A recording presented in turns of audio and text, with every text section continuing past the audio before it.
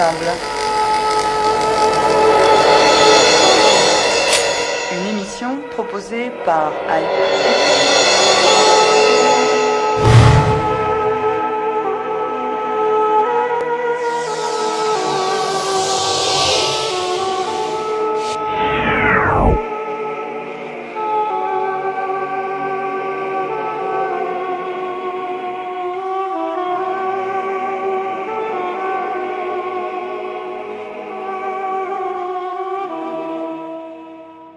L'Arménie vit incontestablement des jours déterminants, voire des moments passionnants sur le chemin de la construction d'un vrai État de droit. Nicole Pachinian se dit très déterminé dans sa volonté de mettre en exécution ce qu'il a annoncé ou promis depuis la tribune de la place de la République, mais également celle du Parlement au moment de son investiture. Le peuple veut tout et tout de suite, mais est-ce possible? Justement, entre attente du peuple et capacité du gouvernement à transformer le pays, il y a toujours un fossé. Mais les choses bougent et à grands pas en Arménie.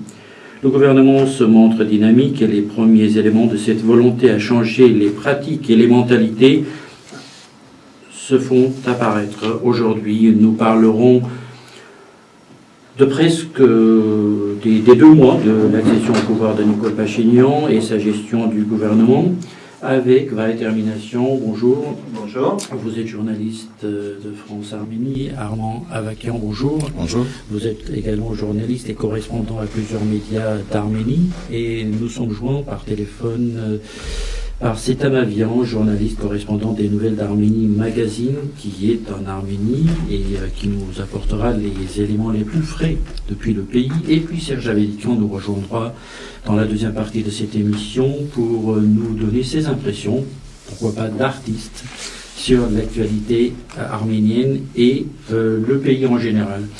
Alors, Vahe Termination, comment peut-on qualifier ces 2 premiers mois du règne de Nicole Pachinian?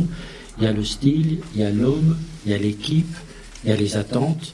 Est-ce que le rythme déjà qui est imposé, cela vous inspire et vous donne confiance pour dire que le gouvernement est dynamique, est actif et il met en place ce qu'il a promis? Pour l'instant, il a surtout la volonté de faire des démonstrations, je pense. Ces démonstrations, c'est les choses les plus impressionnantes sur lesquelles porte l'actualité actuellement. C'est effectivement donc une volonté marquée de se démarquer du régime précédent dans la lutte contre la corruption. Il y a un certain nombre d'interpellations qui sont faites et des enquêtes qui sont menées par différents services d'Arménie.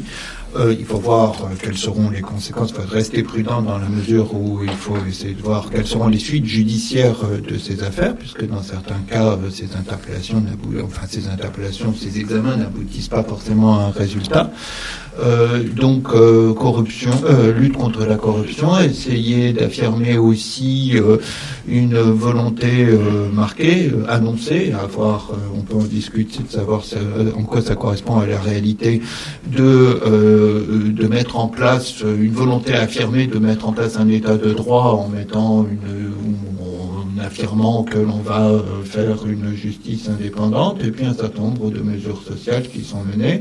Bon, voilà, ce qu'il faut retenir quand même aussi, c'est que dans toute cette première période qui vient de se terminer, il y a eu un certain nombre de changements à la tête d'un certain nombre d'administrations clés. Le gouvernement, la nouvelle équipe prend ses marques.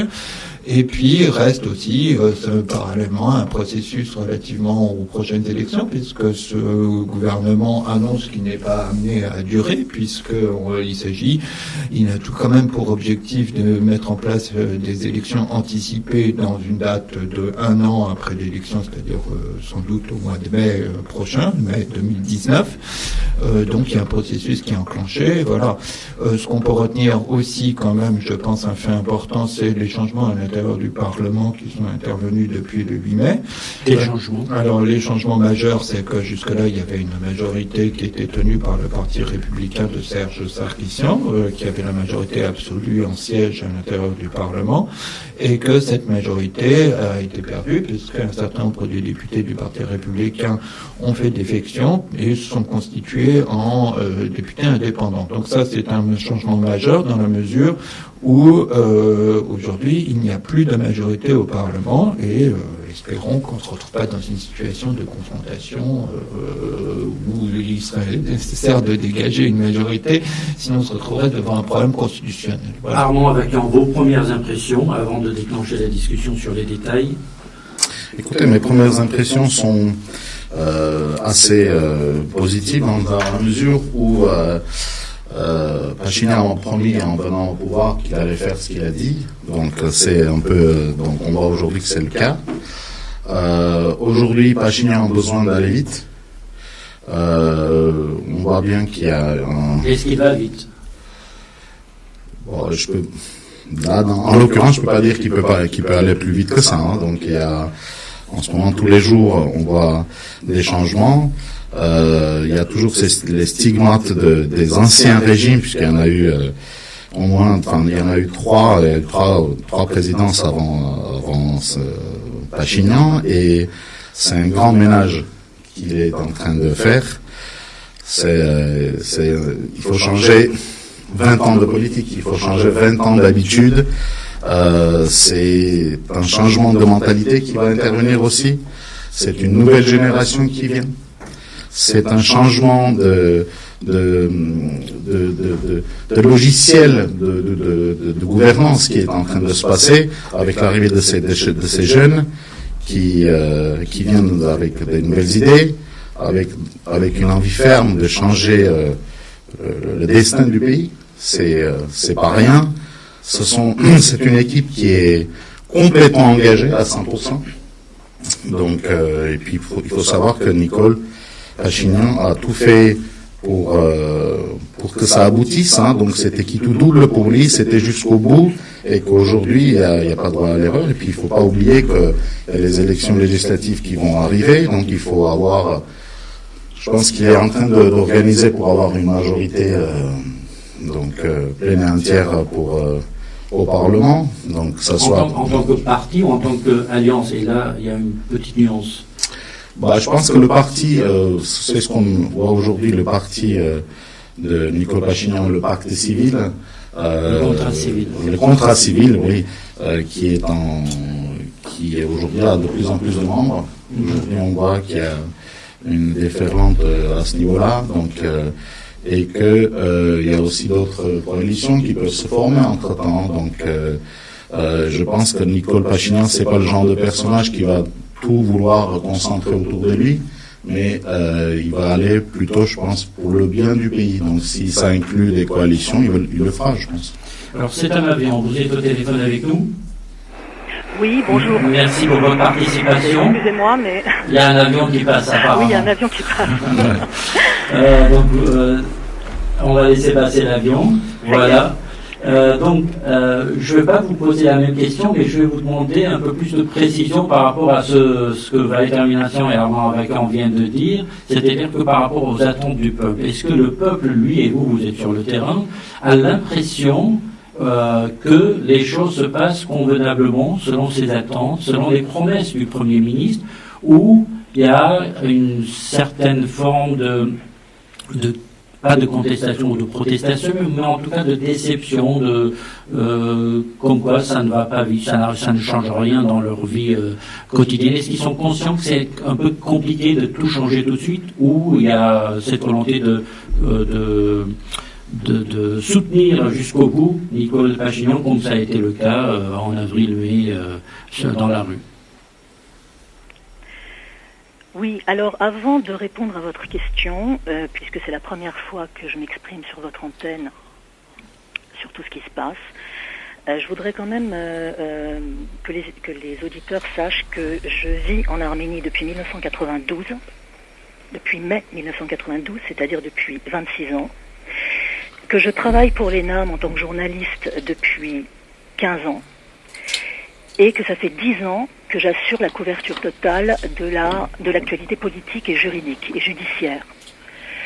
Donc, je ne dis pas ça pour me vanter, mais je dis que et en plus étant historienne de formation, j'ai une sorte de vision globale sur la nature de ce qui s'est passé il y a 2 mois au regard de ces 25-26 dernières années. Et pourquoi je vous dis ça, ça ne va pas durer longtemps, c'est pour vous dire que ce qui s'est passé, pour moi, relève de la même importance que la création en 1918, il y a 100 ans, de l'État arménien. Ni plus ni moins. Nous avons eu droit à ce que tout le monde considère ici, et moi avec, une véritable libération nationale. Ça, c'est un premier point, dont j'ai rendu compte d'ailleurs sur ma page Facebook tout au long pendant un mois, en n'ayant ni jour ni nuit à m'accorder, tellement c'était extraordinaire. Alors maintenant sur ce que viennent de dire les deux intervenants précédents, Vaé que je salue, que je connais, Armand que je ne connais pas, j'ai la même, j'approuve tout à fait, je suis tout à fait d'accord avec eux, à une nuance près, c'est que je les trouve un petit peu frileux. J'ai noté, Armand dit, mes premières impressions sont assez positives. Vaé dit, oui, c'est dans la démonstration, la volonté, etc. Moi, je serais, alors, je ne sais pas si c'est ma nature d'être plus enthousiaste, mais je serais nettement plus positive. Et je vais aboutir à répondre à votre question enfin. Non, c'est plus que de la démonstration, c'est plus que assez positif, c'est extraordinaire. Tout simplement extraordinaire ce qui se passe. Et il n'y a pas là de démonstration quelconque, il y a une refonte, enfin une totale réorganisation de tout dans le bon sens évidemment. Et ce qui est extraordinaire pour moi, c'est que le gouvernement ne se contente pas de nettoyer les écuries d'Augias, et croyez-moi, il y a du boulot. Rien que de faire l'audit de tout ce que ces 26 ans, 25, 26, 30 ans ont accumulé d'ordures, dirons, je le dis franchement, c'est du boulot. Eh bien non, ils ne se contentent pas de ça, ils se permettent le luxe en plus de faire des réformes, de vraies réformes économiques et sociales dont nous reparlerons. Donc ça vraiment je voulais vous dire. Alors pour terminer pour la question, oui, la population est enthousiaste. Oui, la population est enthousiaste. Je peux vous dire que je n'évolue pas que dans un petit précaré, rassurez-vous. Mon boulot, c'est d'être au contact de tous, hormis dans tous les cercles, etc. Les gens suivent Pachinian, l'approuvent totalement, sont parfaitement conscients que c'est pas demain qu'ils vont vivre royalement. Et vraiment, il a un soutien total, et je l'affirme, de toute la population. Ce qui fait que les grincheux et les choses qu'on peut entendre de ci, de là, je me permets de dire que c'est faux. Vraiment, à l'immense majorité, les gens suivent à fond ce que dit Pachinian et ce que fait Pachinian. Merci, c'est Amavian. Donc, nous allons poursuivre cette discussion pour rentrer un peu plus dans les détails. D'abord, les aspects démonstratifs, certes, mais en tout cas, comme vous l'avez dit, ça répond à un besoin d'un nettoyage total. Et le plus emblématique parmi tous, c'est l'arrestation de Mandel Grigorian, le président des Yevlapa, ce fameux héros de la guerre du Ralapar, dont l'héroïsme est parfois contesté. Mais en tout cas, quel scandale, Arman Avakian, d'avoir arrêté cet homme dont on ne savait pas qu'il avait été aussi loin. Le scandale vient par le fait que, rappelons ça à nos auditeurs, on l'a arrêté pour détention d'armes. On le voit dans le pays, il y a plein de gens qui détiennent des armes depuis la fin de la guerre. Mais le plus scandaleux, c'est que dans ces maisons, on a trouvé les cadeaux, les offrandes apportées par la population et surtout les écoliers aux soldats du Ralapar et de l'Arménie durant la guerre des 4 jours de 2016. On a trouvé ces marchandises, ces présents, même ces lettres adressées aux soldats, cachés dans ces dépôts, et c'est les nourritures pour nourrir ces ours et ces tigres. Quel scandale! Oui, effectivement, c'est jusque dans l'entourage de Mandel Grigorian que la stupéfaction est totale, parce que c'est un homme qui n'a manqué de rien. C'est un homme pour qui les gouvernements successifs, surtout le gouvernement des Sarkissiens, a accordé des largesses extraordinaires, donc il n'avait pas besoin de ça. Il n'avait vraiment pas besoin de se faire prendre donc dans ces conditions-là. Bon, mais les armes, on est dans ça pourrait se comprendre, ça pourrait s'expliquer. Il y a la guerre, il y a des Yeglaba qui vont toujours, qui sont toujours prêts pour y aller, même si les quantités sont assez extraordinaires. Permettez-moi juste de dire que, on peut se dire, oui, à la rigueur, les armes, on peut comprendre, mais il ne faut pas le comprendre. C'est-à-dire, on est dans un état de droit où il y a une armée assez structurée, assez forte pour défendre la patrie. On a ce qu'il faut, et s'il faut aller se battre au Ralapar un jour, eh bien, c'est l'armée qui doit fournir les armes à tous les volontaires pour partir. C'est pas de son dépôt personnel qu'il faut sortir des armes. Il faut savoir que pendant le règne des prédécesseurs de Pachinian, c'était les Yeglaba, c'était un petit peu le bras droit de l'armée, le bras armé, oui, on peut dire ainsi. Qui étaient là et qui ont été là quand il y a eu la guerre au mois d'avril. Les Yeglaba étaient là le jour même, ils sont tous partis, donc ça a été un soutien moral. Ils n'étaient pas les seuls à partir, mais les autres qui sont partis, ils sont pas partis avec leurs propres armes, ils sont partis avec les armes fournies par l'armée et même les vêtements. Donc tout s'organise. Je ne sais pas s'ils ont été, donc on leur a fourni tout ça, mais il faut savoir que les Yeglaba, qui comptent plus de 100 000 membres, c'est pas rien, c'est un soutien. Donc, évidemment, aujourd'hui, avec ces changements, on espère que quand même l'armée va reprendre sa place, que les choses sont concentrées au niveau de l'armée et que voilà, donc il faut aller un peu dans un état de droit où il ne faut pas des milices, mais milices armées. Mais ce qu'on comprend surtout pas, ce sont ces livres. Et ce sont avec ces lettres d'écolier qui est pour moi ahurissant. On touche vraiment le fond. Et ma foi, donc voilà, on voit aujourd'hui. Termination. Pour vous, qu'est-ce que cela dit de ces arrestations? Évidemment, Manuel Crisperian, c'est un truc incompréhensible et tellement scandaleux, mais il n'y a pas que lui. On voit qu'il y a l'ancien chef de la sécurité de l'ancien président qui est arrêté en sortant d'une banque avec un sac plein de dollars. On voit qu'il y a des perquisitions dans ses boîtes de nuit, où on trouve de l'argent auprès de sa femme. On voit le frère de l'ancien président, il y a des perquisitions dans la maison de son fils, de sa fille, etc. Donc on le savait, tout le monde gagnait de l'argent d'une manière pas réglo. Mais qu'est-ce que cela vous dit, ces perquisitions? Est-ce qu'on cible des gens précis, c'est-à-dire l'entourage de l'ancien président, ou ça va aller plus loin pour vous? C'est un peu la question que je me pose naturellement. Est-ce que tout ça vise un objectif précis, c'est-à-dire est-ce qu'il y a une direction générale qui est donnée, imprimée dans qui va être interpellé, où est-ce qu'on va mener les enquêtes ou non, ou si la justice, ou plus exactement les services de police, les différents services de police qui s'occupent de fiscalité ou de criminalité, agissent au cas par cas. Voilà. Dans certains cas, on a des dénonciations. C'est le cas de Yerevan Getron, enfin de la fondation Yerevan qui dépend de la mairie de Yerevan. Là, on a clairement une dénonciation. C'est écrit dans le communiqué qui a été donné, livré à la presse. Donc voilà. Bon, ça c'est un premier cas. Dans les autres cas, la dénonciation, la détermination, juste pour préciser ça à nos auditeurs, c'est une loi qui permet aujourd'hui, depuis l'époque de l'Ancien Régime, qu'il y ait un système, vous appelez ça dénonciation, mais en tout cas d'information dans la société pour informer les autorités de toutes sortes d'abus ou de fraude ou de corruption aux autorités pour que les autorités... Oui, enfin bon, là, c'était des gens qui avaient payé et qui n'auraient pas dû payer et qui se sont plaints à la police, hein, voilà. Donc là, les choses sont parfaitement claires.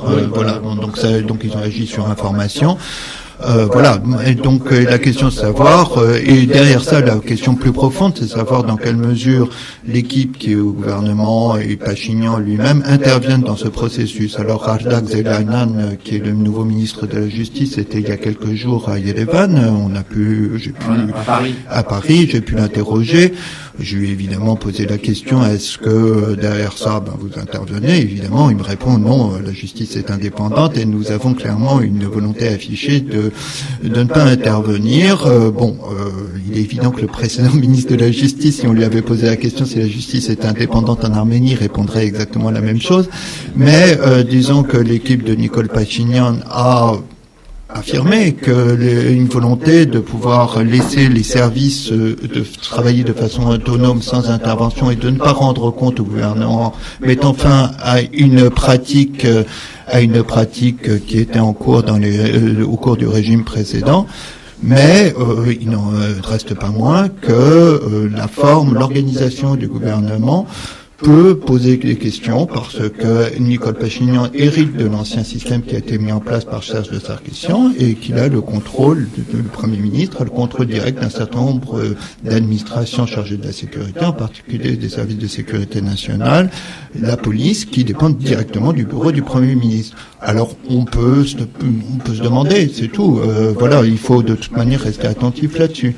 Alors, CETA vient justement sur cette question, on a rappelé tout ça pour vous dire que j'ai pas la réponse. J'ai pas la réponse de savoir est-ce qu'on agit au cas par cas aujourd'hui ou est-ce qu'il y a une volonté marquée du gouvernement de pouvoir fouiller du côté des autorités précédentes et précisément l'entourage de Serge Sarkissian. Alors justement, c'est la question qui se pose aujourd'hui, qui est très importante. D'ailleurs, les gouvernants en parlent aussi, puisque vous avez suivi pendant ces longues années le système judiciaire en Arménie. Est-ce qu'il vous semble qu'il y a un programme plus large?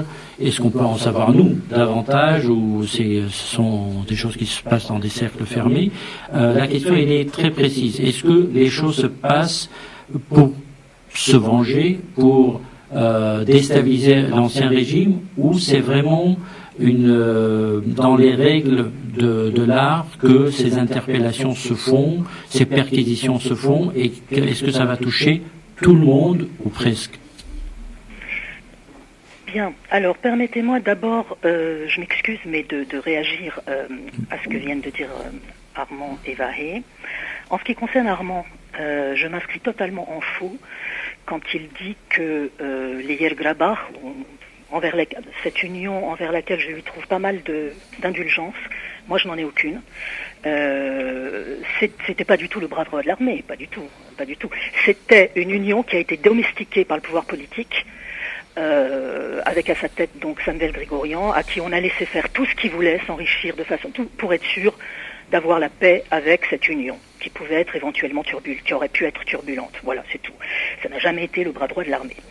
Donc, premièrement. Deuxièmement, ce qui concerne ce qu'a dit Vahé, oui, il a parlé de cet aspect important qui est l'information, l'action après information. Il faut voir que les langues se délient. Si vous voulez, ce qui s'est passé, et moi je répondrai à votre question de la façon suivante. Évidemment, je ne suis pas dans le secret des dieux, mais j'observe et j'essaie d'avoir un jugement fondé sur des faits. S'il y avait eu une volonté générale, croyez-moi, ce serait tous azimuts, alors tout le monde y passerait tout de suite, en même temps, etc. Pas du tout, c'est pas du tout ce qui se passe.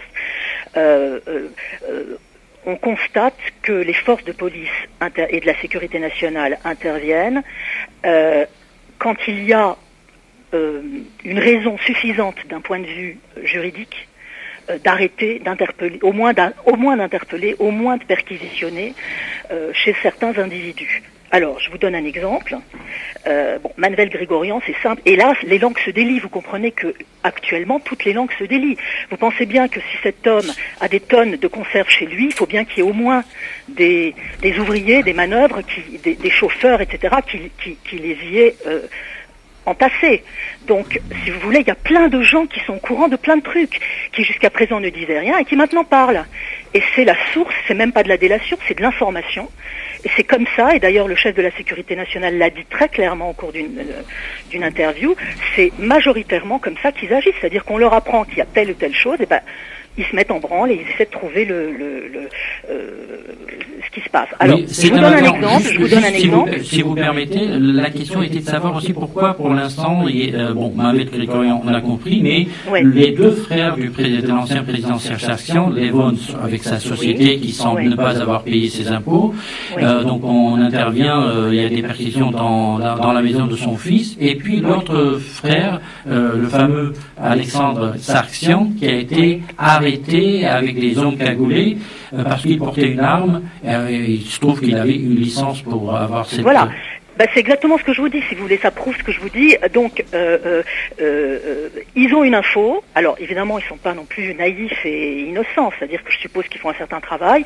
Et quand ils sentent qu'ils peuvent passer à l'action, ils y vont. Alors, ce qui se dit ici, et plusieurs personnes sont intervenues en disant attention, il faut quand même qu'ils fassent bien leur boulot avant pour ne pas, pour que ce soit effectif. C'est-à-dire que si tu dois interpeller quelqu'un que tu vas être obligé peut-être de relâcher, faute de preuves ou autre, enfin bon, c'est peut-être pas très effectif. D'un autre côté, il y a d'autres gens qui vous disent c'est peut-être une tactique aussi des services de sécurité nationale et de police. Mais pour vous dire qu'on agit toujours quand on sent qu'on peut agir. Je vous prends le cas, et vous l'avez cité tout à l'heure, de l'ancien chef de la sécurité. Oui, de sécurité, le fameux, comme on l'appelait, Sergi Vacho. Bien. Alors cet homme-là, voyez-vous, il a été interpellé, donc je sais pas, vers le fin juin, enfin il y a quelques jours. Donc il a été interpellé en sortant de la banque, du siège de la banque Unibank à Yerevan, avec une grosse valise. Et donc, qu'est-ce qu'on a trouvé sur lui? On a trouvé sur lui, donc, dans la valise, il y avait $120 000 et l'équivalent en tram de 77 800 €, qui venait de retirer de la banque, n'est-ce pas, qui était sur son compte. Sur lui, on a trouvé $500 et 380 € en tram. Et dans sa voiture, on a trouvé $50 000. Alors, ça a permis de l'arrêter. Pourquoi? Parce que dans sa déclaration au comité d'éthique, qui est une déclaration que depuis très longtemps, depuis pas mal d'années, les hauts fonctionnaires doivent faire, ils doivent déclarer leurs biens, leurs revenus, etc. Il s'avère que Vacho ne l'avait pas fait. Et donc, il a enfreint la loi, on a pu le coincer, si je puis dire, sur violation de la déclaration, de cette déclaration, et donc sur enrichissement personnel. Une loi qui a été votée à l'époque par l'équipe de Serge Sarkissian, qui... Nous avons perdu cet avion, on va essayer de la retrouver dans quelques instants. Donc en attendant, il faut informer que le gouvernement a décidé ce matin que toutes les maisons, les demeures de Mohamed Grigorian seraient, l'État met la main sur les propriétés de Mohamed Grigorian. Saisie, voilà, c'est une saisie qui est faite. Et puis, il y a plein de choses qui se passent, des petits détails que vous avez sûrement dû suivre dans les informations sur IPFM et par ailleurs. C'est comme par exemple chez donc le fameux Vachagan ou Vaché dont cet homme avait en parlé, on a trouvé d'autres sommes d'argent chez lui. Chez le fils du frère de l'ancien président, on a trouvé des documents qui attestent qu'il a des propriétés ou alors de l'argent dans telle ou telle banque, chose qui n'avait pas été déclarée forcément dans cette fameuse déclaration qui est obligatoire par la commission d'éthique. Donc il y a des choses qui se révèlent. Et justement ma question, d'abord Armand, avec vous vouliez intervenir sur les propos de cet Amavian. Oui, tout à fait. Vous savez, quand on parle de... Je reviens toujours au sujet de Yeglaba, oui. C'est qu'il faut tout de même pas... On va retrouver cet avion dans quelques instants. Oui, bien sûr. Il faut tout de même pas oublier ce qui est fait. Donc c'est très facile aujourd'hui de dire, voilà, on efface tout et puis on recommence, donc tout était mauvais. Non. Il faut rendre à César ce qu'il y a à César. Yeglaba à des moments bien précis, a joué un rôle bien précis et bien utile. Mohamed Grigorian, ça a été un héros de la guerre. Manuel Grigorian, c'est quelqu'un qui a toujours fait peur aux Turcs pendant la guerre. C'est quelqu'un, alors maintenant il y a plein d'histoires qui vont ressortir, donc on va apprendre peut-être un peu plus et on va avoir encore plus de détails.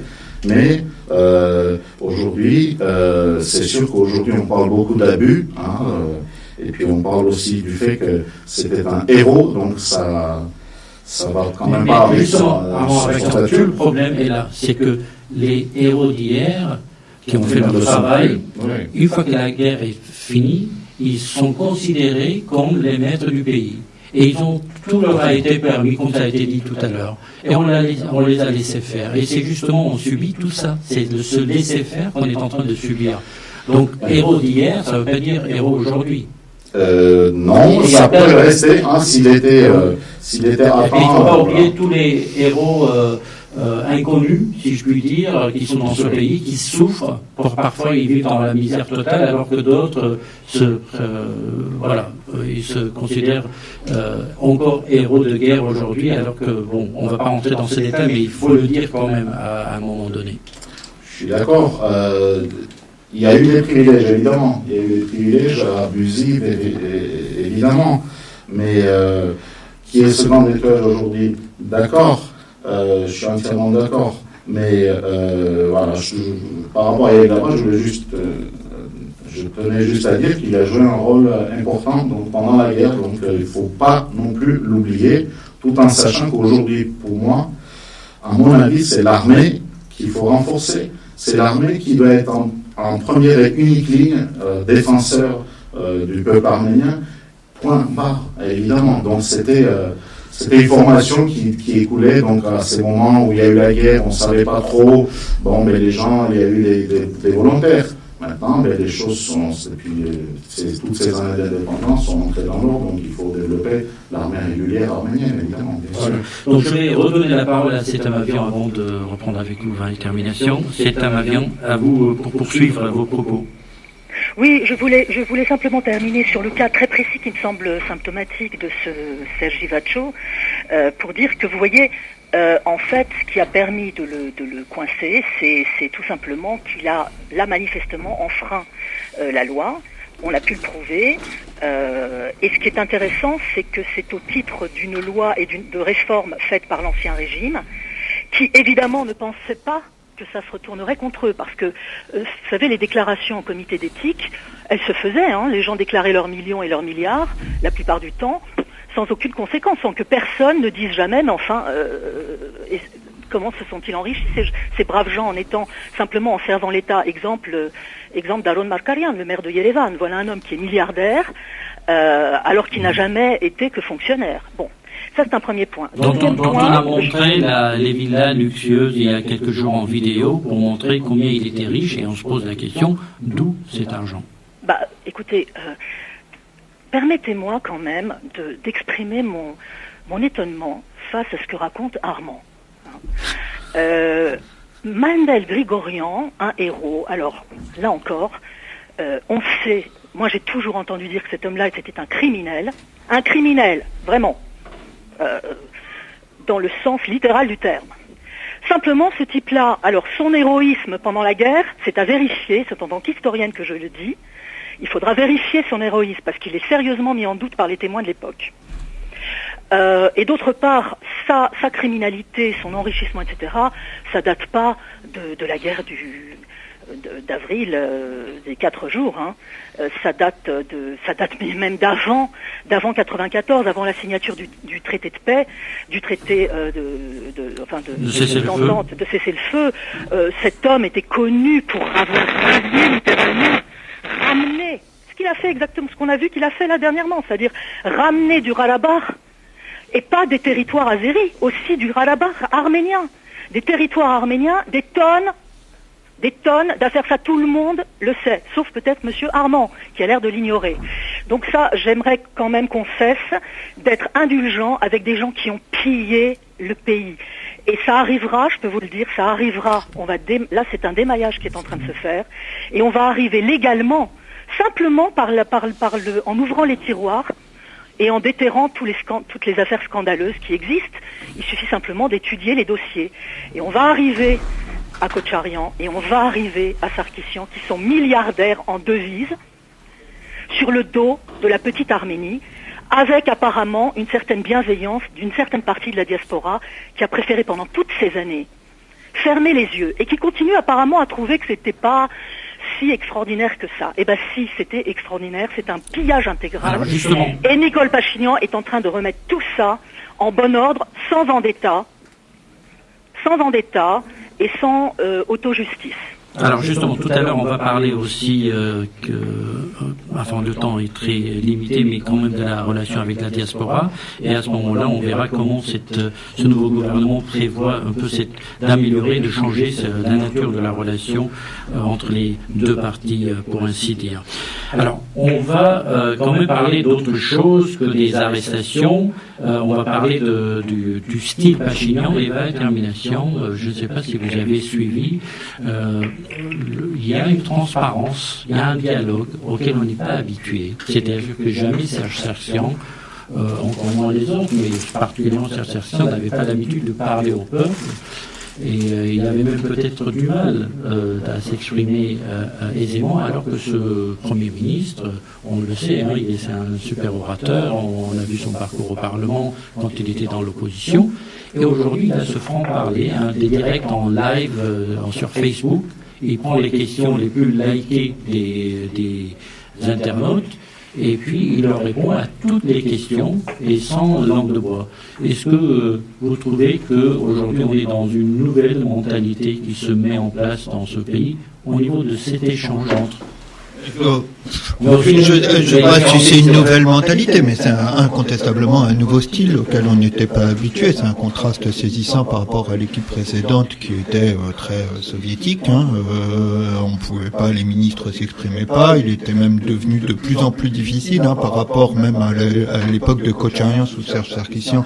C'était de plus en plus difficile de pouvoir accéder, je parle même pas des ministres, mais même d'obtenir des informations. Les journalistes étaient tenus à l'écart. Là, radicalement, il y a une volonté d'ouverture, de transparence. Il y a un usage inédit des réseaux sociaux en Arménie, peut-être pas seulement en Arménie, sans doute dans les ex-pays d'Union soviétique, à ce point-là que des dirigeants comme ça soient dans une interaction permanente avec l'opinion et s'expriment là-dessus. Sur les événements. Le problème, je sais pas. Pour l'instant, en tout cas, les citoyens arméniens semblent adhérer à cela. Il y a plus que ça. Ça va plus loin puisque certains, les conseils des ministres étaient déjà diffusés en direct. Mais enfin, un certain nombre de réunions sont diffusées en direct. Voilà. Donc ça, c'est un changement de style. Je pense qu'il y a chez Pachinian non seulement une volonté d'expliquer, etc., de faire adhérer les gens, non seulement d'expliquer sa politique, mais également d'essayer toujours de s'appuyer sur l'opinion pour pouvoir mener ses actions en avant et comme ça essayer de capitaliser, de maintenir son capital de sympathie dans l'opinion le plus longtemps possible.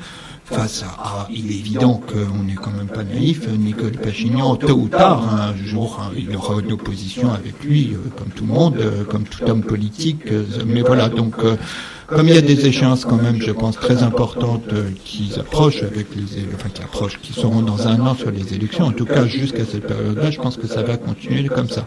Maintenant, on l'a vu en France avec Sarkozy, par exemple, l'hypercommunication a ses pièges. Souhaitons qu'il les évite. C'est pas mon affaire en tant que journaliste, mais enfin, il faudra voir si ça va continuer comme ça et si l'opinion va adhérer là-dessus. Maintenant, c'est voilà. Alors, Armand Avakian, c'est live sur Facebook, c'est très bien, mais si c'est pas suivi d'effets et d'actions, ça restera agréable pour un certain moment, et puis au bout d'un certain temps, comme la détermination vient de le dire, l'exaspération prendra le dessus. Est-ce que, selon vous, les propos, les réponses que donne Pachinian durant ses lives, et généralement, correspondent à la réalité de son action gouvernemental. C'est-à-dire que quand il dit il faut par exemple donner aux soldats plus de moyens, il faut plus attendre que les parents envoient de la nourriture, des vêtements, etc. Il faut que l'armée s'occupe de ces soldats. Est-ce que cet exemple, on peut l'évoquer pour dire que entre parole et action, il y a une sorte de continuité? Il y a une continuité, il faut savoir... Pachinian a apporté une nouvelle manière de communiquer. C'est une manière de communiquer avec son peuple qui est une manière vraiment arménienne, comme il dit aussi de Nagan. Hein, c'est une façon vraiment proche, familiale de communiquer avec son peuple. Donc, familial, exactement, qu'on voit là aujourd'hui. Et en cela, bon, vous demandez si c'est suivi des faits. Évidemment, c'est suivi des faits, puisqu'on en voit, il a parlé des soldats. Hein, il faut pas leur donner, il faut plus donner à leurs enfants, que les gens ne doivent plus donner à leurs enfants soldats d'envoyer des vêtements, etc. Mais ça a suivi des faits derrière, donc les ordres ont été donnés. Aujourd'hui, on voit les réactions des parents qui disent qu'ils n'envoient plus rien, ça y est, ça change. Parce que quand même, il faudra expliquer que non seulement parfois un garçon de 18 ou 20 ans partait à l'armée, donc si c'était un travailleur, ça faisait un revenu en moins pour la famille, mais en plus, la famille, doit envoyer de l'argent, de la nourriture, des vêtements, laver ses vêtements, donc c'était des frais supplémentaires, donc ça s'arrête désormais, selon Nicole Pachinian, dans l'armée arménienne. C'est suivi des faits, effectivement, et Nicole Pachinian n'essaie pas, enfin c'est ce qu'il fait, justement, il établit le moment venu, quand il juge nécessaire, quand il juge utile, il établit toujours ce contact, il garde ce contact. Il faut savoir qu'il jouit aujourd'hui d'une popularité telle qu'aujourd'hui il a un chemin vert devant lui, donc il peut continuer aujourd'hui à mener ses réformes. Aujourd'hui, tout en sachant que le passé, c'était le passé, et en cela, je voulais quand même réagir au propos de Mme Seta,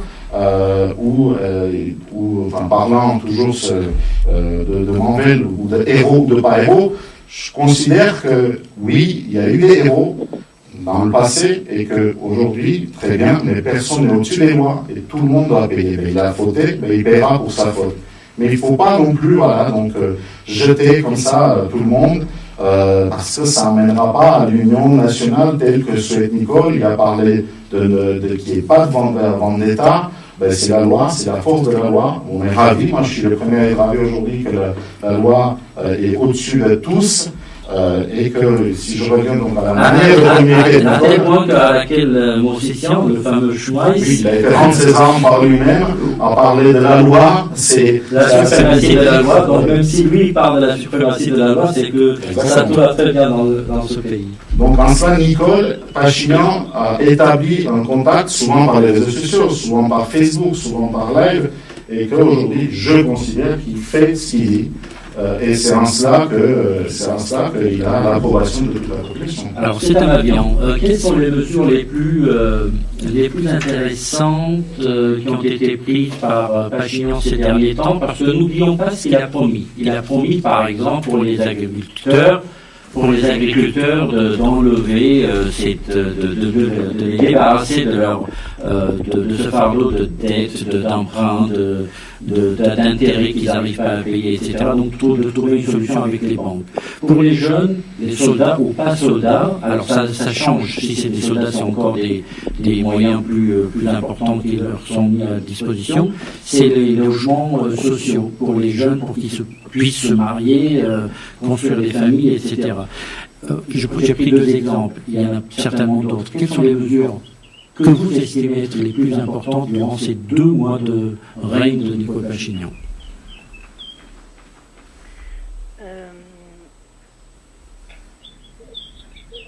Donc il y a... vous venez d'en parler, je rajouterai... Donc après les avions, on entend les oiseaux. Comment? Après les avions, on entend les oiseaux. On ne sait pas où vous êtes, mais en tout cas, ça a l'air intéressant. Je suis près de ma terrasse. Donc, voilà, ce que je voulais juste compléter, parce que Va et Armand se sont parfaitement exprimés là-dessus, sur la transparence. Oui, c'est un vrai changement. Juste une petite rectification, si je peux me permettre, concernant les conseils,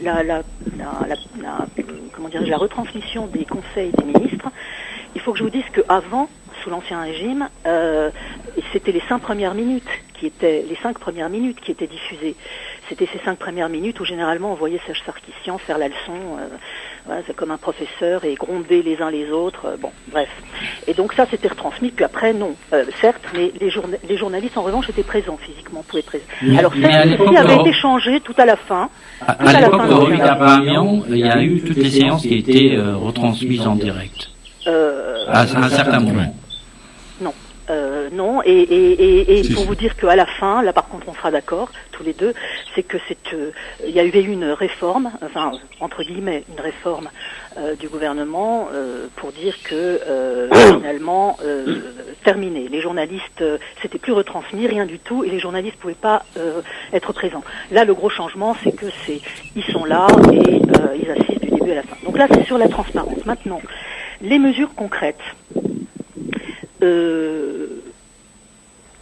Au niveau social, vous savez qu'il y a eu l'adoption de cette réforme sur la cotisation retraite obligatoire, je résume ça comme ça, qui a fait couler bon, mais ça a été adopté et je me permets de donner mon avis.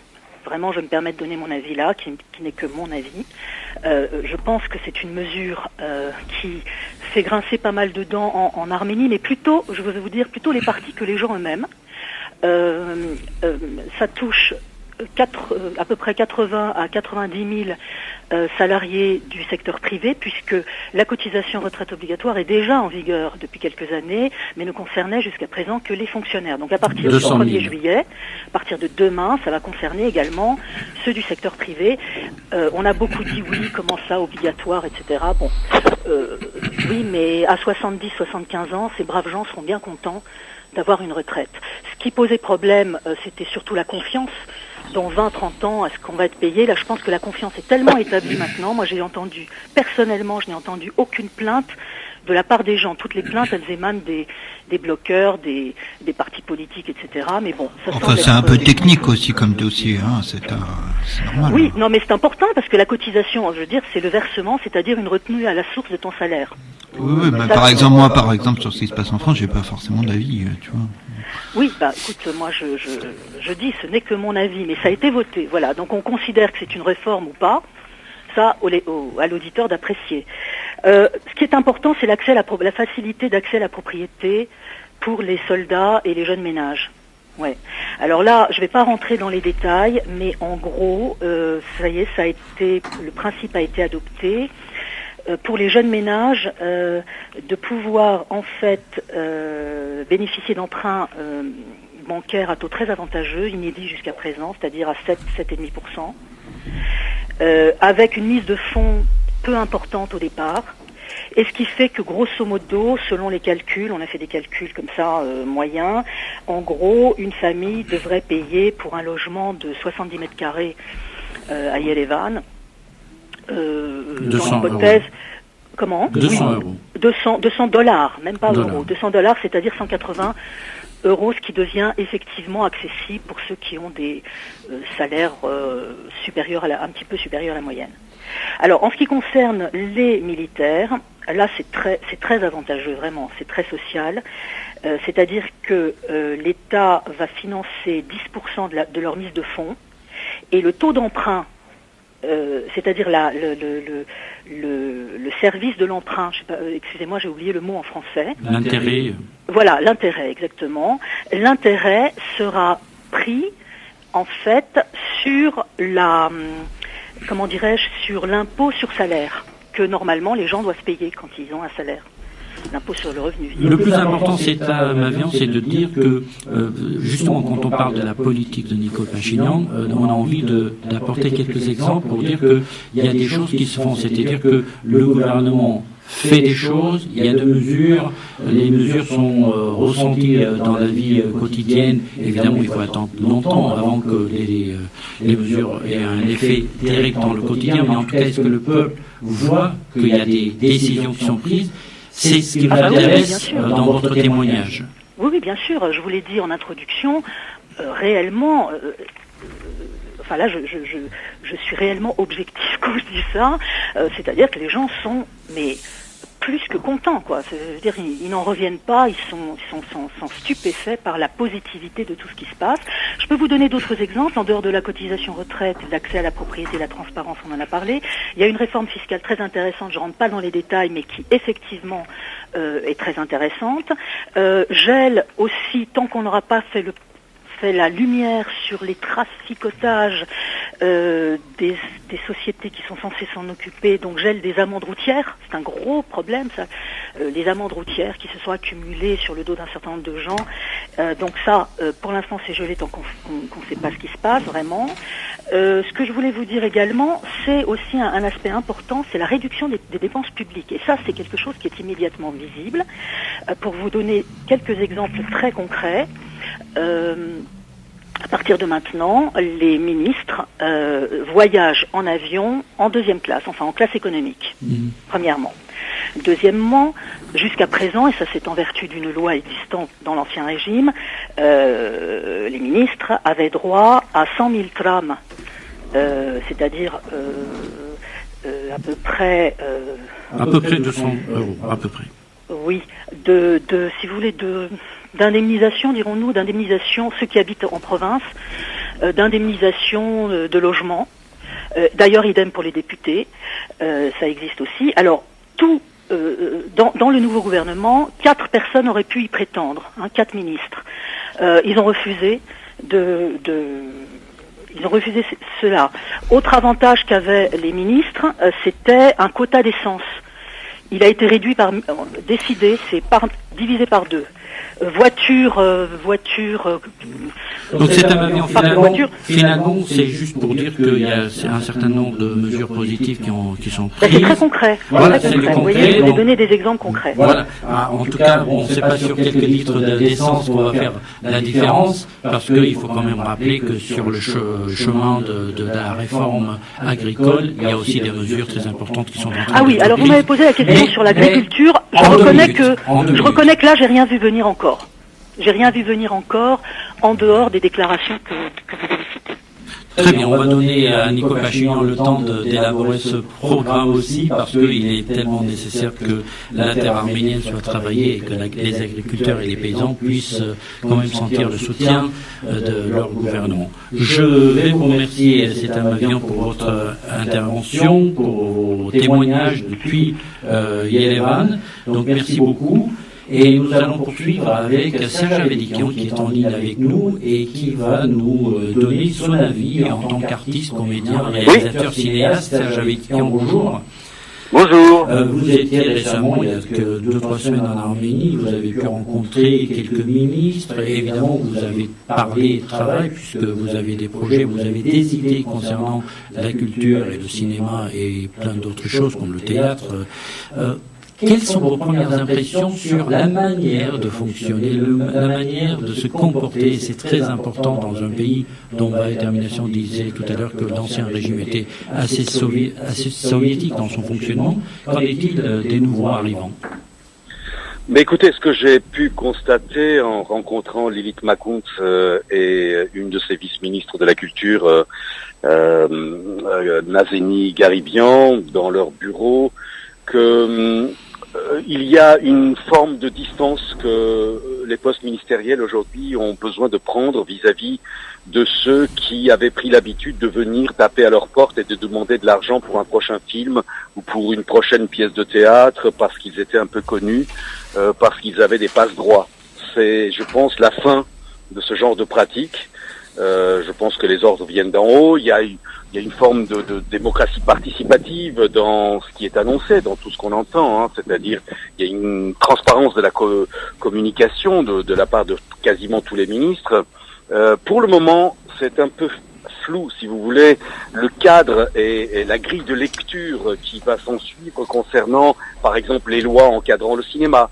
Par exemple, le cinéma est une industrie lourde, contrairement à ce que pensent les gens, puisque c'est énormément d'argent qui sont en jeu et qui circulent, et l'Arménie pourrait devenir une terre de coproduction.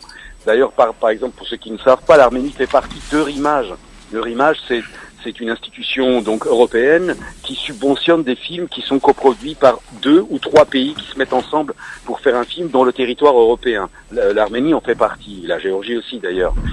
Donc, si vous voulez, pour l'instant, je pense qu'il y a un flou artistique, sans jeu de mots, qui est que je pense qu'il y a une vraie réflexion qui est menée de quelle façon pérenniser, institutionnaliser des lois qui puissent valoir pour tout le monde et qu'on puisse sortir de cette pratique un peu villageois qui était de je connais la belle-sœur du ministre qui connaît le beau-frère de je ne sais qui et je pourrais avoir accès et lui demander directement une aide, d'ailleurs qu'il promettra et qu'il ne donnera pas forcément. Bref, j'ai senti qu'il y avait ça, il y avait aussi une sorte de modestie, je dirais, chez le ministre de la Diaspora, par exemple, aussi que j'ai rencontré, qui est tout jeune, qui a 27 ans, et qui dit qu'il a tout à apprendre et qu'il est ouvert aux propositions et au dialogue. Je lui ai d'ailleurs proposé une idée qu'il a, je crois, attrapée au vol. Je lui ai dit, on va pas prendre l'avion tous les 4 matins pour venir discuter de visu. Vous, puisque vous pratiquez Facebook, Twitter et compagnie, pourquoi vous ne mettez pas un grand écran dans votre bureau avec un Skype assez puissant pour qu'on puisse régulièrement faire des visioconférences à plusieurs lorsqu'on a des idées à soumettre ou lorsque vous avez des questions à nous poser. Ce que j'ai senti aussi, c'est que il y a d'une part la curiosité et d'autre part l'idée de dire on m'a donné ce pouvoir, mais ce pouvoir ne m'appartient pas. Je ne suis que de passage et je voudrais laisser quelque chose de pérenne derrière moi pour que une continuité d'État puisse avoir lieu. Voilà, ça j'ai senti ça et je trouve que c'est plus que bienvenu.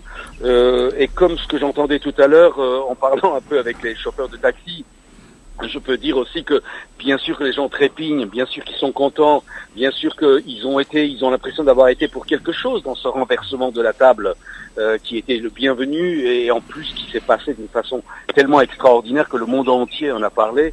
C'était une façon de projeter une image pour une fois post-soviétique, c'est-à-dire pas de répression, pas de sang qui coule, mais un peuple qui est dans la rue et un peuple qui demande quelque chose qu'il va obtenir.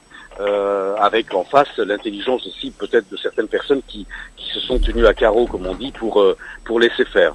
Maintenant, le travail qui est sur la table, concernant la culture par exemple, est immense comme pour tous les autres domaines, mais il est, je dirais, plus difficile à cerner, pour la simple raison que la culture, c'est quand même quelque chose qui touche à tous les domaines, c'est-à-dire que, par exemple, je vais prendre un exemple concret pour que les gens comprennent.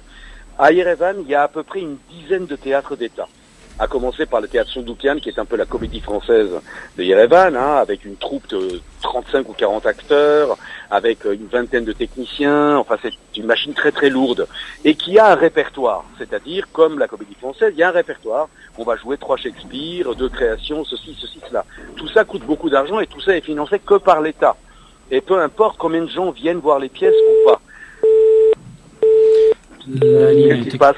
On a été coupé? Non, c'est un avion qui a été coupé apparemment, parce qu'elle voulait rester en ligne avec vous pour vous entendre, mais vous pouvez continuer, Serge Avedikian. Alors, les 2 lignes ont été coupées, nous allons essayer de rejoindre Serge Avedikian pour qu'il puisse terminer sa phrase sur les théâtres. La détermination, on va retrouver Serge Avedikian, mais je voulais quand même qu'on parle quelques mots sur... Ça rejoint un peu la discussion sur la culture. On parle de... Serge Avedikian est là, donc on parlait de théâtre. Oui, on parlait de théâtre et c'était juste pour donner un exemple, pour dire que l'État ne peut pas subvenir à 10 théâtres d'État dans une ville où tout est attendu de la part de l'État, parce que chaque théâtre a son répertoire, sa troupe, ses metteurs en scène. Alors j'ai proposé par exemple, non pas l'exemple français, mais l'exemple plutôt européen, et j'ai l'impression que de toute façon, il y a un vrai regard sur l'Europe maintenant plutôt que les États-Unis, même si la présence des États-Unis, de par le nombre d'immigrés récents, est très important. Moi, j'essaye de mon côté, comme quelques autres de mes camarades, amener un petit peu l'exemple européen de l'exception culturelle, par exemple. Qu'est-ce que c'est que l'exception culturelle? C'est de dire que l'État peut réguler tout ce qui touche à la culture, l'édition, le théâtre, le cinéma et autres, faire des lois cadres pour qu'il y ait un vrai accès à la culture pour le plus grand nombre, pour que ça ne soit pas juste un produit comme un autre qui est mis sur le marché et qui est dans la concurrence, comme en France. Par exemple, les livres, bon bah voilà, les prix sont marqués dessus, on peut pas les vendre plus cher que ce que l'éditeur a décidé avec son distributeur. Et ben faire ça, mais en même temps de ne pas dire que on va vous mettre sous perfusion pour tout ce que vous allez maintenir sans que ça crée de l'émulation. L'idée, c'est que comment faire pour que, par exemple, 10 théâtres d'État puissent être dans une émulation de, non pas forcément de concurrence, mais de capacité de faire des choses différentes, auquel cas, faut se délester de son répertoire, faut se délester de la troupe. Ça c'est votre proposition, Serge Avedican, mais qu'en pense justement, c'est ça ce qui est intéressant pour nous aujourd'hui. Ce qu'on pense, c'est que tout ça est à l'étude. Écoutez, c'est comme les chauffeurs de taxi, comme je disais tout à l'heure, qui disent « Merde, ça fait 2 mois déjà qu'ils sont là et il n'y a rien qui a changé. » Mais il est clair que ça va prendre du temps. Il est clair qu'il faut du temps. Il faut du temps de réflexion, du temps d'essayer des pistes, tout ça. Il faut que les gens soient un peu moins impatients que ça. Mais votre impression générale, c'est que vous êtes face à des gens qui comprennent et qui ont envie de faire des choses. C'est pour résumer un peu Exactement. votre Exactement. impression. L'impression réelle que j'ai, c'est démocratie participative, écoute, modestie devant le pouvoir et des propositions à essayer.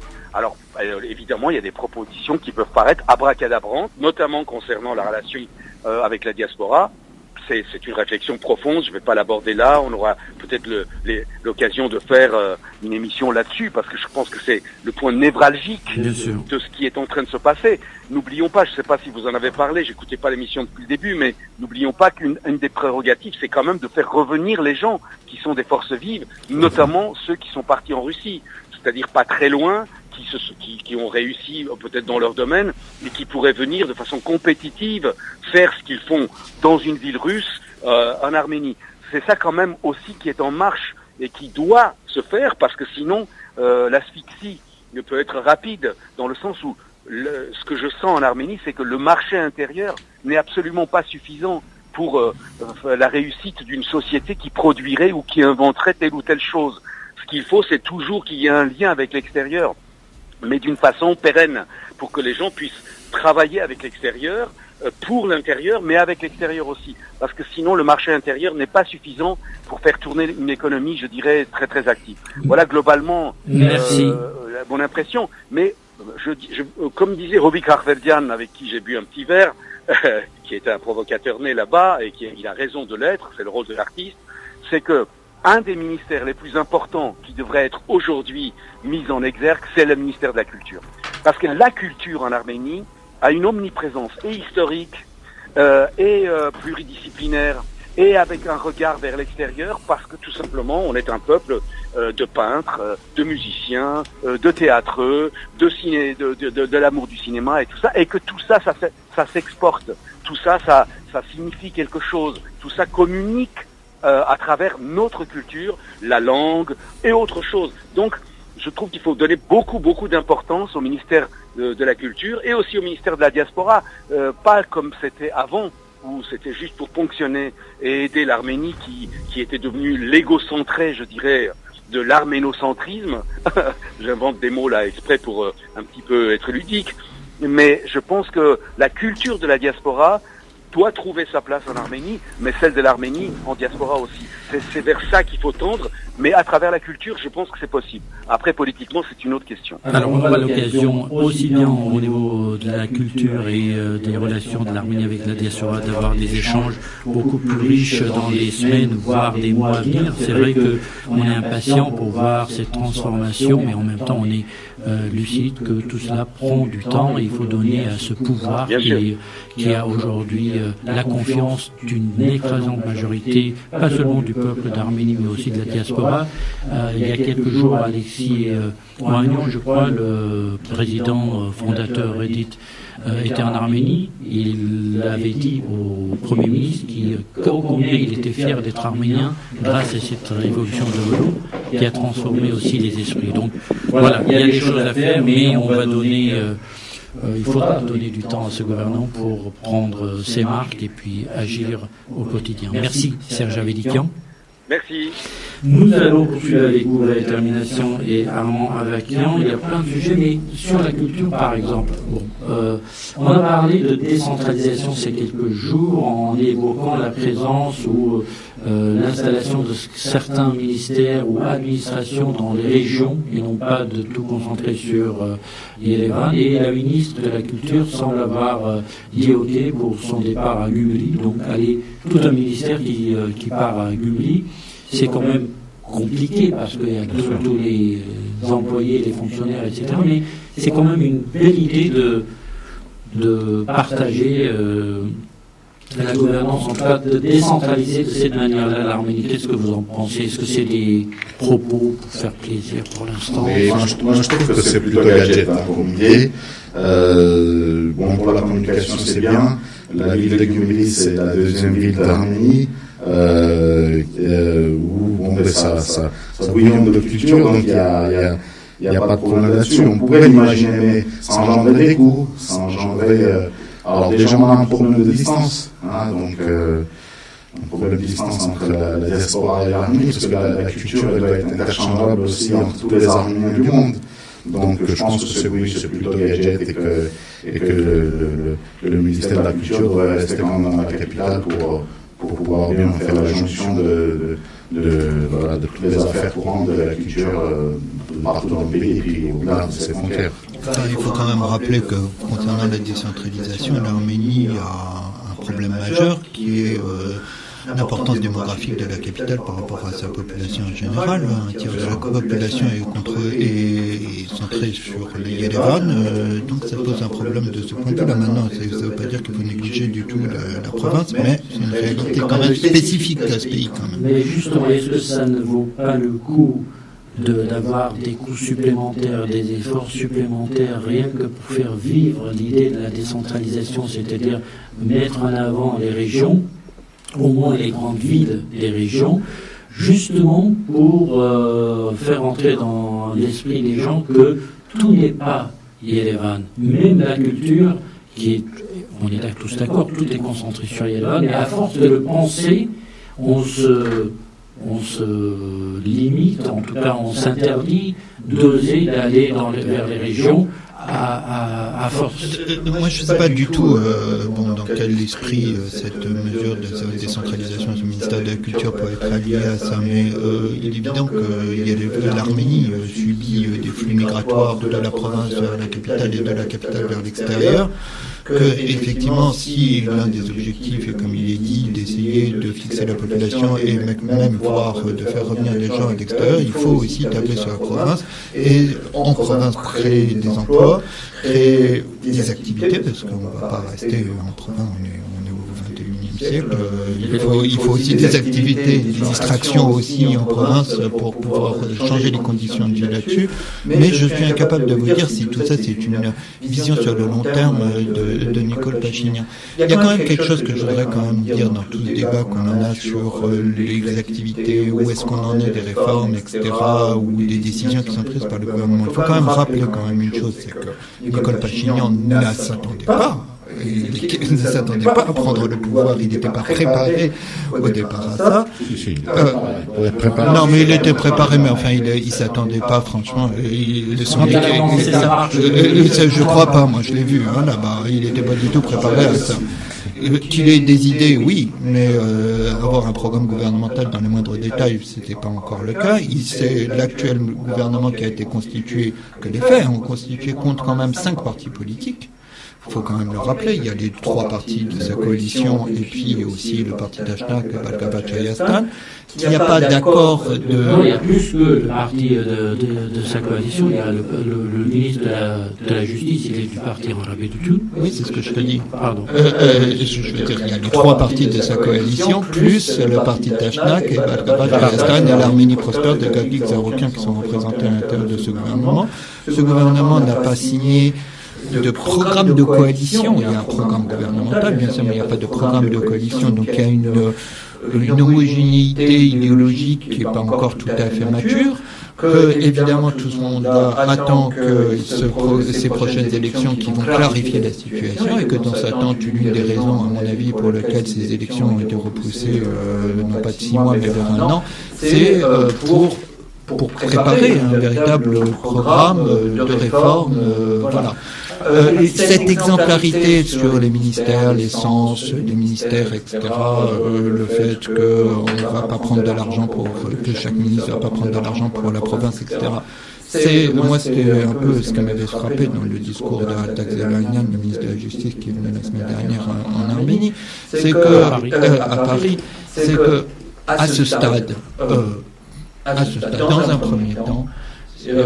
premier temps, il s'agit de montrer l'exemple par l'action du gouvernement avant, parce que de toute manière, les réformes ne sont pas encore en place. Donc ça, il faudra du temps. Il faudra savoir aussi comment elles vont être mises en place. Donc c'est il y a un peu, et puis il faut quand même juste rappeler aussi qu'il y a que forcément, c'est une nouvelle équipe et que cette nouvelle équipe peut connaître des erreurs. Il y a eu des erreurs qui ont été commises. Je pense qu'il faut un temps d'adaptation. Je pense aussi que le contrat civil de son parti, les Nicole Pachinian, avait quand même un programme et qu'il y a beaucoup de choses de ce programme qu'ils veulent adapter, mais tout en sachant qu'ils doivent aussi s'adapter de la réalité du pays, le pays tel qu'ils l'ont retrouvé. Aujourd'hui, les pays, ils retrouvent quand même beaucoup de choses à refaire, donc évidemment ils s'adaptent au jour le jour. Je trouve qu'aujourd'hui, de leur dire donc leur manque d'inexpérience, je pense pas, parce que Pachinian est dans la politique depuis pas mal d'années. Il est passé par beaucoup Pachinian, oui, mais son entourage est quand même expérimenté. Tu ne vas pas me dire qu'il est expérimenté. Non, l'entourage, aujourd'hui, il y a un parti qui existe depuis quand même les élections législatives dernières. Ce sont des gens c'est la nouvelle génération. Ma foi, le régime précédent n'avait laissé aucune chance à ce qu'il se forme une coalition ou une opposition digne de son nom parmi la jeunesse. Aujourd'hui, c'est le seul qui a réussi à le faire. Rappelons quand même tout de même que Nicole Pachinian, ça a été le seul à faire et à arriver, le seul. Toute l'opposition, personne ne l'a rallié, y compris Daniel, quand c'est de l'Alliance Yelk. Donc il était le seul. Aujourd'hui, il forme une équipe. Aujourd'hui, il utilise un petit peu ce qui lui est resté donc, comme membre de l'équipe gouvernementale. Il essaie de nettoyer. Moi, franchement, j'ai la pleine et entière confiance parce que le peuple est derrière. À partir de là, les problèmes peuvent se régler, les solutions seront apportées, ça va aller plus vite. Maintenant, il est vrai que ça fait que 2 mois. Donc, comme disait mon ami Serge, les taxistes d'Arménie, donc ils sont un peu impatients, comme un peu tout le monde, mais je trouve que ça va très vite. Alors, une question rapide. Est-ce que les élections anticipées, parce que là on parle beaucoup ces derniers jours de la réforme du code électoral, est-ce que vous pensez que ça peut se faire avant 2019 ou c'est impossible? Il n'y a pas le choix. Il n'y a pas le choix.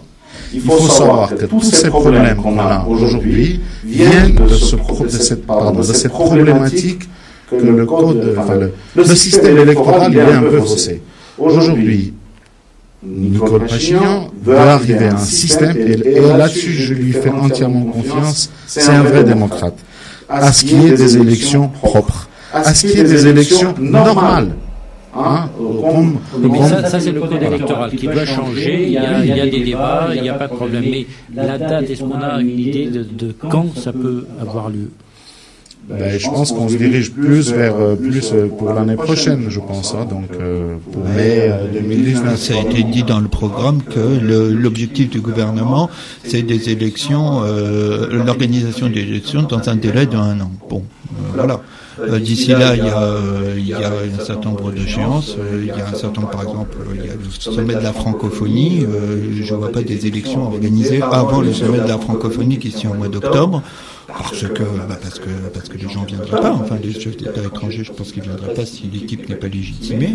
Donc, je pense que ça pose des problèmes de cette nature. Alors ensuite, octobre, novembre, décembre, bref, voilà. Et donc, voilà. Et plus, il y a cette réforme du code électoral. Alors, un deuxième sujet, on termine avec l'Artsakh. On a vu qu'un vent de démocratisation, de libéralisation de ces pratiques qui existaient en Arménie, peut-être en moindre échelle en Artsakh, mais il y a quand même une sorte de contestation populaire qui a été bien encadrée, parce qu'il y a d'autres intérêts vitaux en Artsakh, la sécurité, etc. Qu'est-ce que vous en pensez? Est-ce que, parce que Bako Saakyan a enfin annoncé qu'il ne se présenterait plus en 2020, et beaucoup pensaient qu'il avait construit cette nouvelle constitution pour prolonger son règne. Donc, est-ce qu'aujourd'hui, vous pensez qu'il y a un vent réel de démocratisation en Artsakh? Moi, je pense qu'il n'y a pas le choix. Je pense qu'Artsakh n'a pas le choix de ne pas être que d'être autrement. Parce qu'aujourd'hui, c'est une région qui doit prouver que non seulement c'est un pays à part entière, une population à part entière qui veut son indépendance, l'Arménie, par la suite, oui, mais il n'a pas le choix d'être démocratique. Bako Saakyan, du fait de ses liens rapprochés avec les régimes précédents, ça a fait qu'il y a eu un vent de protestation, un vent de révolution. Mais Nicole Pachinian a vite rappelé à l'ordre en disant qu'il avait la pleine et entière confiance de Bako Saakyan, parce qu'aujourd'hui, on n'a pas besoin de ça. On n'a vraiment pas besoin de remous au Karabakh. Il faut que les choses soient calmes et démocratiques. Et d'accord, Bako Saakyan lui-même a tout simplement dit qu'il ne se représenterait plus. Moi, je trouve que aujourd'hui, le pouvoir en place tel qu'il y a au Karabakh nous suffit amplement à ce que les choses progressent dans leur rythme normal. C'est en Arménie qu'il y avait un besoin, donc aujourd'hui, ça a été le cas. Donc je trouve que voilà, il n'y a pas de problème particulier avec le régime du Karabakh. Termination, dernier mot sur ce sujet. Sur ce sujet, il faut peut-être rappeler, vous avez évoqué pourquoi Bako Saakyan était c'est pas qu'il contestait, mais enfin bref. Rappelons simplement que le Karabakh a changé sa constitution juste après les événements de la guerre des 4 jours d'avril 2016, qu'elle s'est orientée vers un régime présidentielle, apparemment, c'est pas un secret. Au départ, je crois que la réforme de la Constitution qui était prévue, c'était de calquer la réforme constitutionnelle du Karabakh social-d'Arménie, c'est-à-dire de passer à un régime parlementaire, mais au vu des événements de la guerre de 4 jours, on est passé à un régime présidentiel, et cette réforme présidentielle ne rentrera pleinement en vigueur qu'en 2020, et dans l'intervalle, le Bako Saakyan qui est arrivé à son mandat a été, et non pas élu au suffrage universel, mais élu par le Parlement, ce qui évidemment réduit forcément sa légitimité. Maintenant, sur ce qui se passe au Karabakh lui-même dans l'opinion, c'est extrêmement difficile à dire. Moi, je serais très prudent là-dessus. Bako Saakyan a été mis en place par l'équipe précédente. Je pense que spontanément, enfin, les citoyens du Karabakh, qu'il est quand même souhaitable qu'il y ait une bonne communication entre les autorités d'Arménie et les autorités du Karabakh. Peut-être que Bako Saakyan, à l'avenir, ne sera pas la bonne personne, je ne sais pas. Voilà. Le problème de la difficulté du Karabakh, il ne faut pas se leurrer, c'est que malheureusement, on est dans une situation de guerre et que naturellement, il est bien connu, par exemple, qu'il y a une autocensure, par exemple dans la presse, que voilà, sans même qu'il y ait besoin de pression, c'est une situation quand même totalement anormale, quoi. Oui, la parole s'est libérée, les manifestations ont eu Voilà. lieu. Un Premier ministre, enfin l'ancien Premier ministre qui était le ministre d'État a démissionné, peut-être pour des raisons politiciennes, là encore parce qu'il se prépare peut-être à prendre le pouvoir dans l'avenir et semblait être celui qui incarne un peu la volonté populaire. En tout cas, il y a quelque chose qui se passe de plus démocratique, de plus transparent au Ralapar, et ça fait pas de mal à la société de Ralapariot. Oui, enfin, de toute manière, il se passe des choses un petit peu dans toute cette région arménienne, on va dire, enfin, c'est-à-dire l'Arménie et le Ralapar, c'est qu'il y a surgi des revendications catégorielles, il y a un certain nombre de manifestations qui se produisent sur lesquelles Nicole Pachinian est intervenu, il a demandé aux gens de ne pas les manifester, tu le rappelais tout à l'heure, avant l'émission, que Nicole Pachinian est intervenue, par exemple, sur les manifestations vis-à-vis de la mairie d'Yerevan, en disant qu'il n'y a pas besoin de manifester, parce que de toute manière, on fait notre travail. Bon, voilà, donc tout n'est pas sous contrôle. D'ailleurs, cette affaire de Mamvel Krikorian a commencé avec des manifestations à Etchmedine qui n'étaient pas spontanées. Il y avait, mais enfin, c'était pas le gouvernement qui dirigeait. Il y avait Don Pipo, le gangster, là, qui avait fait des manifestations. Donc tout n'est pas, on est quand même dans une certaine agitation. Et d'ailleurs, il y a quelques semaines, le vote de Bedosian avait fait un texte là-dessus en appelant à la vigilance Nicole Pachinian sur ce sujet. Voilà. Donc merci Termination, journaliste France-Arménie. Merci Armand Avakian, aussi journaliste et correspondant à plusieurs médias d'Arménie. Je remercie Setam Avian qui était en ligne avec nous depuis Yerevan, qui est correspondant des Nouvelles d'Arménie Magazine en Arménie, et Serge Avedikian, cinéaste, comédien. Enfin, il y a quelque chose qui se passe en Arménie, un vent de démocratie, un état de droit qui s'instaure, il y a des interpellations qu'on n'imaginait même pas il y a quelques années. Les hommes forts d'hier sont aujourd'hui menacés et on fait apparaître toutes les pratiques, les mauvaises pratiques de la politique, le mélange de la politique et de l'économie dans l'ancien régime, et on a l'impression que ce nouveau régime d'Arménie semble travailler comme un peu à l'européenne, si je puis dire, c'est-à-dire beaucoup plus de transparence, l'état de droit, plus de communication avec la population, être à l'écoute. Serge Avedikian le rappelait tout à l'heure, comment ces représentants du gouvernement ou des ministres ont la modestie, malgré leur poste dans ces différents ministères. Donc il y a quelque chose de très positif dont il faut être conscient, qu'il faudra accompagner, et toutes les forces, je pense, disent aujourd'hui, en tout cas toutes les forces positives disent vouloir soutenir ce régime, parce qu'on a tous besoin de cette solidarité nationale dans les actes, non seulement dans les paroles, pour faire avancer le pays. Merci à vous tous et à la semaine prochaine.